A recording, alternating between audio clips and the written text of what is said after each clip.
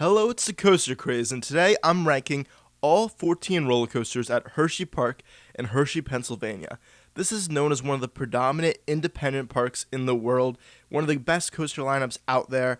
It's one of my favorite parks. I've been going there since I was a very, very little kid, and after riding Candemonium, it's time to rank all 14 of them. So let's get right into the list, starting with number 14. Obviously, it's going to be Coco Cruiser, the Zamperla Family Gravity Coaster. It's a little kiddie coaster, doesn't do much. You know the deal with these, they're everywhere. Number 13 is going to be Trailblazer. This is one of the oldest coasters at the park. It's an old Aero mine train, and of all the mine train I've ridden, I think this is one of the weakest ones. It really just meanders and doesn't do much. I haven't ridden this in actually 8 years, I think, maybe 9 years now. It's been a while, and there's no reason to come back to it. Now at number 12, we have Wild Mouse, and already the list is starting to get pretty solid because Hersheypark doesn't have many bad coasters. Wild Mouse does the trick. I like the large park models better, but for what it is, it has some good switchbacks, a fun little pops airtime. Occasionally when I go to Hersheypark, I'll do this. It's a pretty fun ride. At number 11, I have the first adult major coaster on this list, Sidewinder. This is the Vekoma Boomerang, and I have a very mixed opinion on these models. I love the drops, and the forward section is usually pretty fun, and this one doesn't have the over-the-shoulder restraints that give the headbanging. These are kind of more spread out, so that's good. And it's not the roughest ride at all, but the backward section, it always just leaves me so disoriented in the worst way. I'm always dizzy, and they're just not really my thing. And at number 10, we have another family coaster. This is a really great one, Laugh Track. This is a classic Maurer spinning coaster, but it's inside of this building. It has really cool, funhouse, old school theming with black lights and stuff, and great eye-popping colors, and that adds so much to the ride. It doesn't do a whole lot of spinning, except during maybe the second half it gets a little bit more spinning. It's more kind of twisting throughout the ride, but it is such a fun time.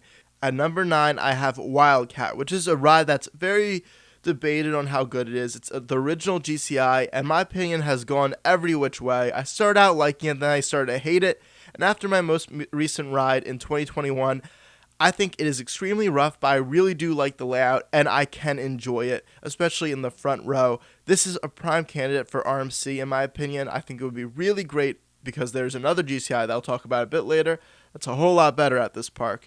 But yeah, Wildcat, not the worst thing ever, but it certainly could be a whole lot smoother. Number 8 is Super Duper Looper. This is a classic Schwarzkopf, the first looping coaster on the East Coast, and I think it still holds up to this day.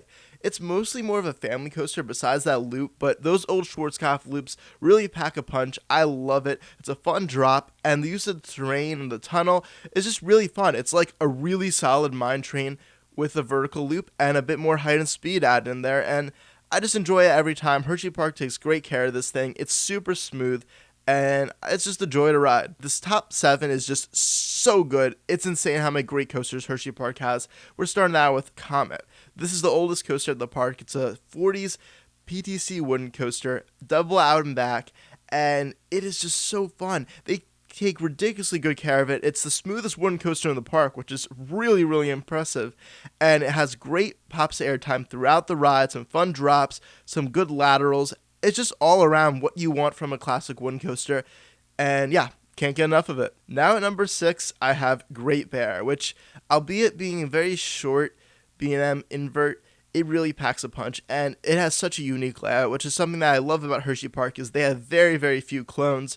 This ride starts with a helix before dropping above the river that goes through the park, and then it goes into a loop. It has some more inversions that are super fun. It passes really close to Super Duper Looper, and there's some really fun elements there. It's just such an odd ride. There's not a ton of inversions here, but I think it packs enough, and it has some really solid intensity during the inversions that it's a great ride. And number 5, I have Lightning Racer. I know a lot of people would not put it this high, but I love this thing. Yeah, it's gone a bit rough, but not rough where it actually ruins the ride experience for me. And I know it's not the most intense ride in terms of airtime and stuff, but there's some really solid pops, and there's nothing like racing your friends on the other train. This ride, of any ride at the park, is just pure joy for me. There's never much of a line because it's so high capacity. It's in the back of the park, and you can just lap this thing over and over again. Get such fun rides. It's a good long ride. You do get some great twists and laterals. There's some really cool dueling moments. I do think there's some solid airtime moments too. The drops are really great. You can do it in the front row or the back row. They're both great. Overall, this ride is just such a fun time, and I wish there were more dueling GCIs like this in America. Now at number 4, this top 4 is just very, very elite. This coaster always shifts around for me how much I like it. Right now, Storm Runner is my number 4 at the park, and this top 4, I think it can really switch around a bit, like lots of these best coasters at Hersheypark, and that's just a testament to how great their lineup is. But right now, I would say Storm Runner's 4 because I didn't have the best ride last time. I really don't think the restraints do the ride any favors. It should just be a lap bar, and it really digs down on your thighs, which, like another coaster on this list I'll talk about in a bit. And it wasn't the smoothest last time I rode it. It was still a great ride, and that launch is ridiculously forceful, up there with the best in the country. The top hat is great, tons of airtime. It's such a unique layout, and it packs in so much in such a short time. I mean, you got a launch, you got speed, you got a massive drop, ton of airtime, you got 3 sick inversions and some intimate twisties at the end, but it just wasn't as graceful as I remembered, and it was a little uncomfortable, so that's why I'm putting it at 4. Plus, it's such a short ride, despite how much it packs in. And that leaves number 3, Fahrenheit. This is a coaster you have to wait an awfully long time for, but thankfully, it packs in a ton into a decently length ride, and every time I ride it, I feel like it improves my rankings, and now I like it even more than the Storm Runner.